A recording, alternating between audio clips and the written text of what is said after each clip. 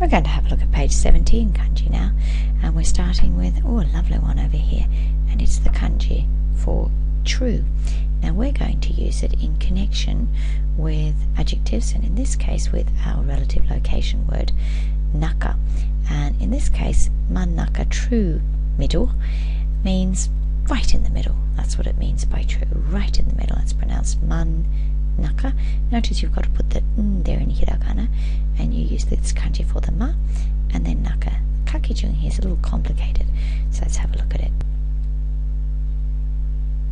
Okay, there it is. Let's have a look. We've got 1, 2, 3, 4, 5, 6, 7, 8, 9, 10. That's a beautifully symmetrical kanji, isn't it? I'm going to let that keep writing whilst we have a look at the elements. Now, the actual original pictograph here is not much use anymore because it doesn't really make sense and it's been changed so much. So what we can identify, though, for our purposes is on top here we've got a cross, haven't we? Now, this kanji, remember, means truth or true, and a cross, of course, in our culture is the ultimate symbol of truth, isn't it? So we can use that to mean true. And then we've got underneath here an I, haven't we? So there's an I.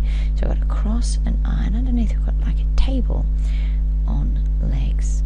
So we've got a cross, an I, and a table on legs. And you might be able to think up your own story for that. The next kanji you have here is this one here for outside, and again it's another relative location. The pronunciation is the kunyomi, so the Japanese reading, soto, soto, outside, and of course we would use it like table no soto, outside the table. Doesn't make much sense. It would make more sense if we said uchi no soto, outside the house, uchi no soto. Okay, let's have a look at the elements and the stroke order.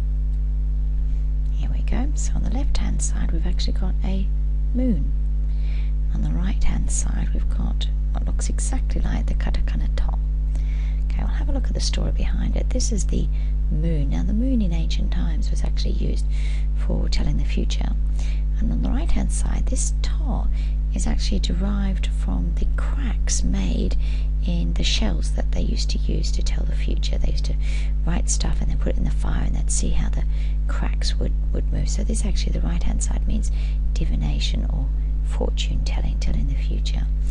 Now, you know, we kind of have to make our own story up here. We've got the moon outside and telling the future, and you might like to think of going outside to tell, have a look at the moon, and thereby foretell the future. Interestingly, this doesn't just look like the katakana to, this is also exactly the same as the katakana ta. So it says tato, tato. So I don't know whether you can kind of link tato with going outside. It's a bit like tiptoeing outside, tato outside.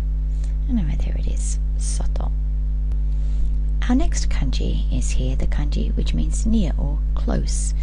And again, kunyomi, it's chikaku. Notice that you've got to write the ku element here in hiragana. Now this is quite an interesting kanji because it's also used as a straight adjective. Chikai. If you put an i there, it simply means close.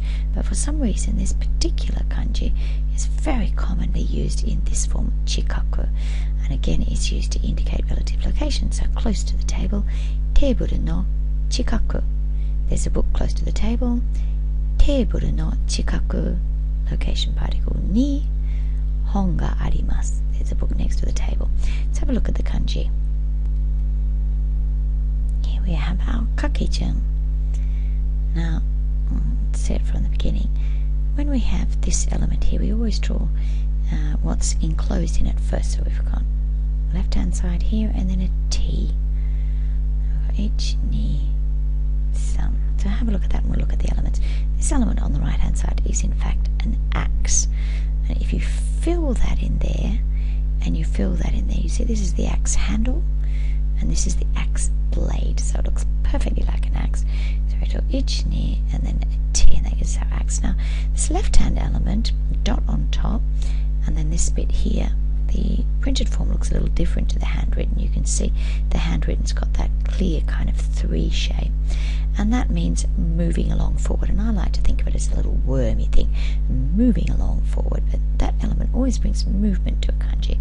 So there's an axe moving closer towards us. Scary. The final kanji on this page means between. It's pronounced, for our purposes, the kun reading, the kunyomi, aida. Aida, and again it's linked to a location with no, and it's a relative location. So, teburu to isu no aida, between the table and the chair.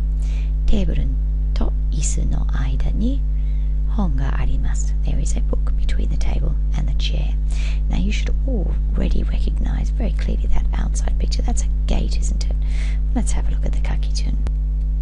Okay, here goes with the kakujin. First of all, we're going to draw the gate. 1, 2, 3, 4, 5, 6, 7.